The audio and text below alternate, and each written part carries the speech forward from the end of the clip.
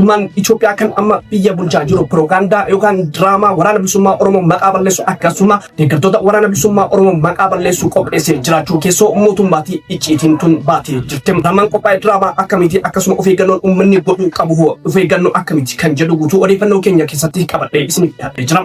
Yaa ilmaan sikkoo mandoo laangannotti godhame mootummaan harka keessa galfachuudhaan xumura isaa balleessee jira. Deeggartoonni mootummaa Itoophiyaa kaayoo isaatti amananii osoo hin taane yookaan immoo mootummaa jaalatanii osoo hin taane faayidaadhaaf bitamanii akka ta'e ifaan ifatti dubbatanii jiru. Wayita isaan faayidaadhaaf bitamanii akka ta'e viidiyoo mul'isu baay'ee viidiyoo sanis qabadhee isiniif dhiyaadhee jira. Odeeffannoo hadhaa keenyatti kan isin biraan gahu ta'a. Hidhattoonni naannoo Somaalee Oromiyaa irratti lola bantee jiraachuu dhagahame. Lolli baname eessaanii deeggaramanii kan jedhu odeeffannoo keenya hadhaa keessatti kan gurra isin buusu. Barreessitoota ogbarruu ammayyaa keessaa tokko kan ta'an obbo Kumaa Burraayyuu du'aan addunyaa kanarraa boqotanii jiru. Waa'ee du'a isaanis waan odeeffadhee qaba hatanas gurra isin buusa. Kun hangafoota odeeffannoo keenyaati. Odeeffannoo keenya kana qofaanis kan biroos qabadhee isiniif dhiyaadhee jira. Akkasuma yaada namootas qabadhee isiniif dhiyaadhee jira. Nageenya isin gaafachuu hin irraanfanne yoo yaa kabajamtoota jaalatamtoota maatii jiru miidiyaa nageenya keenya bakka jirtanitti isin dhaqqabu isin jenna. Gara guutuu odeeffannoo keenyaatti osoo isin hin dabarsin dura namoonni jiru miidiyaadhaaf haaraa taatan yookaan subscribe hin godhin subscribe gochuudhaan maatii jiru miidiyaa akka taatan isin jenna. Akkasuma like share gochuudhaan jajjabeessaan dhaamsa keenya gara guutuu odeeffannoo keenyaatti isin dabarsina. Isinis hamma xumuraan faana turan affeerraa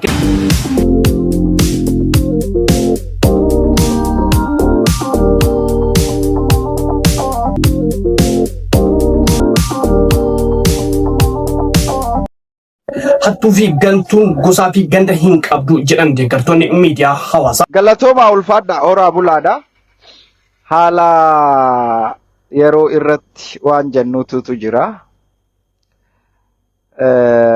Dhugaa dubbachuudhaaf jara keenya haalli jiru kun akkaataan amma itti adeemaa jirtan keessattuu hattuu ololtuu kijibtuu gantuu if jalatti dhoysuun kuni fafa. Wanta oppoodiyoon yookaan ukittilayyoon tun fiddee jira. Ilmaan Oromoo kana addaan cicciruudhaaf nama ifii irratti hin duulinaadha. Nama ifii keessaafuu keessaa walitti dhufanii nama keenya irratti hin duullu. Obboleessa kiyya namni keenya. Oromoon hundi Oromoodha. Gootonni hundi Oromoo jaaniin nu qabsaanii hattuun hattuudha. Baalageen baalageedha jettee itti himuu qabda. Lola xiqqeessuufis baalageen kee yoo waa balleessee daftee ati baalagee yoo hin jenneen lola hammeessa Oromoo addaan qooda Oromoo ciccira. Moosa ifiifuu cirtan nama ifii jettanii hattuu if jala dhoysuu feetan. Waan badaa waan abbootiin teenya nun dhaalchisin harroonni oppoodiyoo Oromoo addaan qooduudhaaf isin dhaalchisan kana dhiisa. Rabbi birattillee nama birattillee baalageen baalageedha. Sheer waliif godha. Baalageen kee nama haa arrabsuu wanni ja'amu kun hin jiru. Nama baalagee kee kan nama arrabsu deeggaruun hin jiru. Nama keenyaa wanni ja'amu hin jiru. Ummaa teetis yoo taate abbaa keetis yoo ta'e shari'attis heerattis dhugaarraa itti murteeti gargaarta malee wanni biraa takkallee hin jiru. Amma baddanii nama ifii hattuu saamtuu kijibtuu baalagee sakkaaraamii nama keenya qabsaawaa keenya qabsaawaan hedduu qabsaawaa bar namni kitalleen coolataa qabsaawaan jiru bar sigana haga namni tokko haga du'uun faarfamu dhuma isaa hin beektu qabsaa'aa Oromooti jettaa Oromoodha abaara. Oromoo arraan tana akkanatti mulluq jettu tanaaf Oromoo arraan tana gadadoo hama agartu jirtu tanaaf dubbachuu hin dubbatu. Silkii afaan kaayyateetuma namni kun obboleessa kiyya mootummaan keenya kun kaantibaa isaaf faarsa. Obboleessa kiyya sabaaf hojjanna jettee silkii afaan kaayyattee yeroo waraabdu rakkoo sabaa agarsiisii mootummaan akka irratti hojjetu godhu. waan xiqqashoo hanga firiixaa fi mootummaan hojjete biliqilic gootee ummata hin ukkaamsin please. Ummata namni sabaaf dhaabbatu mootummaa jaalachuu dandeessa. Mootummaan kun akka hojjetu godhuudhaaf karaarraa gabbu'ii rakkoo magaalaa ta'e keessa jirtu waraabii yoo dhiira taate ol dar rakkoo hawaasaa, rakkoo sabaa, rakkoo magaalaa, rakkoo qabalee keessa jirtu, rakkoo ganda keessa jirtu, ispaaltii hin dalagamin, karaa hin dalagamin ol baasii mootummaan akka dalagu godhe. Bootaa xiqqashoo meetira 5 akkana dalagame fuutee mootummaan keenya hudduu haadha keetii mootummaan keenya silkii afaan kaayyattee nutti lallabaan oolin. Deeggartoonni mootummaa osoo dhugaa arganii faayidaaf bitamanii mootummaa PP kana deeggaraa jiru jedhan. Kanaaf immoo ragaan viidiyoo Artist Foundation dhiyeenya kana miidiyaa hawaasaa isaa gubbaa irratti gadi dhiise ni mul'isa jedhan. Viidiyoon isaas qarshii isin deeggaruu kiyyaaf waadaa naaf seentan naaf galchaa yookaan immoo isinitti jijjiirama ka jedhu fakkaata. Gootawwan badhaadhinaa kabajaa fi ulfinaa wajjin manni Fandisheedhaa bakka ga'e agartan akka jaa bulchinsaa godina Harargee Bahaatuun baana aanaa keessa warri waadaa Fandisheedhaa galtan if yaadadhaa. If yaadadhaa jechuun kiyyaa mana jala fiite gubbaarra immoo maallaqa waadaa naa galtan naa galcha.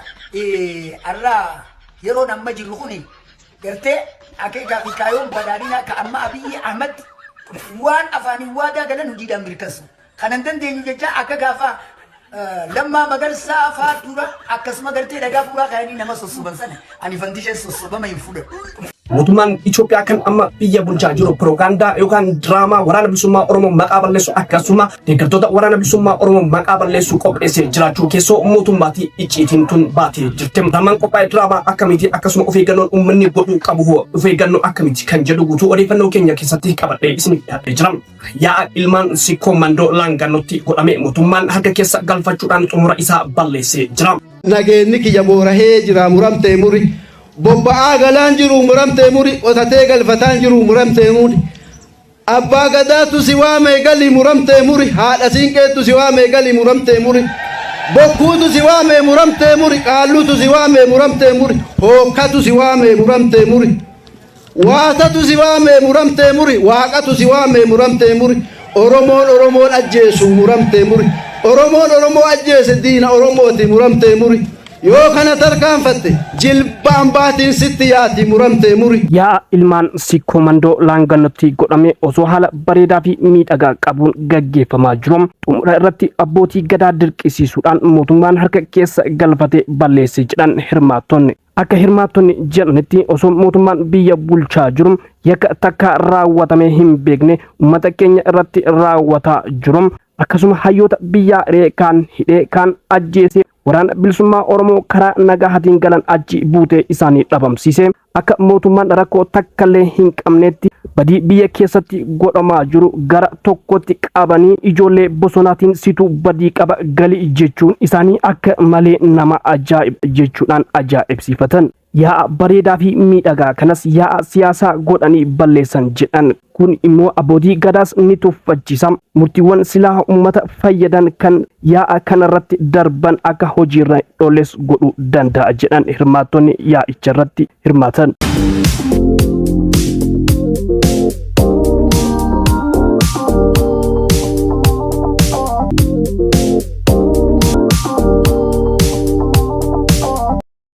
Barreessitoota ogbarruu ammayyaa keessaa tokko kan ta'an obbo Kumaa Burraayyuu du'aan addunyaa kanarraa boqotanii jiru. Barreessitoota ogbarruu ammayyaa Oromoo keessaa hangafa warra ta'an keessaa tokko kan ta'an obbo Kumsaa Burraayyuu du'aan addunyaa kanarraa boqotan. Obbo Kumsaa Burraayyuu warra qabsoo Oromoo keessattis gahee olaanaa taphateedha. Obbo Kumsaa Burraayyuu abbaa isaanii obbo Burraayyuu Bulloo Dambalii fi haadha isaanii aadde Zawdituu Wayyeessaa Xixaa irraa akka lakkoofsa Itoophiyaa sadaasa bara 1969 bulchiinsa yeroo sanaa kutaa biyya Wallaggaa Konyoo Horoo Guduruu ona Eembituu ganda Annuusaa bakka Hirboo Jonkoo jedhamutti dhalatan. Akkuma umriin isaanii barnootaaf gaheen barnoota isaanii kan sadarkaa duraa mana barnoota qal'ootti kan sadarkaa giddu galeessaa mana barnoota Hindiitti kan sadarkaa lammaffaa mana barnoota gidduu ayyaanaatti barachuun bara 1987 keessa xumuran. Obbo Kumsaan ogbarruu afaan Oromoo ammayyaa keessatti nama gahee olaanaa taphatee fi akkasuma qabsoo Oromoo keessatti nama gahee guddaa qabudha. Hordoftootaa fi kabajamtoota maatii jiru miidiyaa maal akka hojjetaa turanii fi seenaa isaanii guutuu yeroo itti aanutti qabadhee isiniif dhiyaadha. Hidhattoonni naannoo Somaalee daangaa Oromiyaa seenuun haleellaa raawwachuu itti fufanii jiru. Godina Booranaa Bahaa Aanaa Wacaalee gaafa dhagaa uwwaataatti hidhattoonni kunniin haleellaa raawwachuu jiraattonni himan. Haleellaa kana namoonni nagaa sadii kan motorsaayikiliidhaan deemaa turan lubbuun isaanii darbuu jiraattonni kunniin dubbatanii jiru. Kana malees namni loon tiksuu tokko irratti haleellaa raawwachuu lubbuu dabarsuu jiraattonni himan. Namni biraa tokkos haleellaa hidhattoota Somaalee kanaan madaa'utu ibsame. Dibbana jiraattonni godinaalee Harargee Bahaa fi Harargee Lixaa yaada kennaniin hidhattoonni naannoo Somaalee haleellaa haaraa banuu himanii jiru. Godina Harargee Lixaa gama Bordoddeetiin haleellaa hidhattoonni naannoo Somaalee bananii namoonni nagaa lama lubbuun darbuu jiraattonni himanii jiru. Kana malees namoota hedduutu haleellichaan madaa'ee jedhan. Gama biraattiin tibbana hirnoonni naannoo Somaalee magaalaa Dirree Dawaa seenuun haleellaa raawwatanii dubartiin ulfaa lubbuun darbuu namoonni sadii madaa'uu jiraattonni himanii jiru. Godina Harargee Bahaa Aanaa Baabileettis haleellaa raawwatameen namoonni 7 lubbuudhaan darbuu jiraattonni himanii jiru. Namoota hedduutu Baabileettis madaa'ee jira jedhan. Haleellaa hidhattoonni Somaalee raawwataa jiran kanaan mootummaan federaalaa fi mootummaan naannoo Oromiyaa cadhisee ilaalaa jiraatutu jiraattonni kan himan.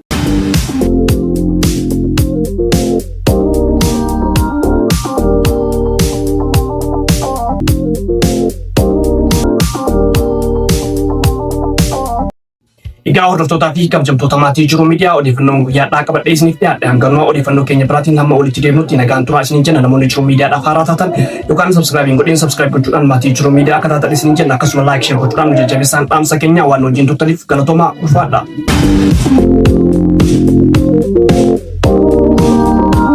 Oh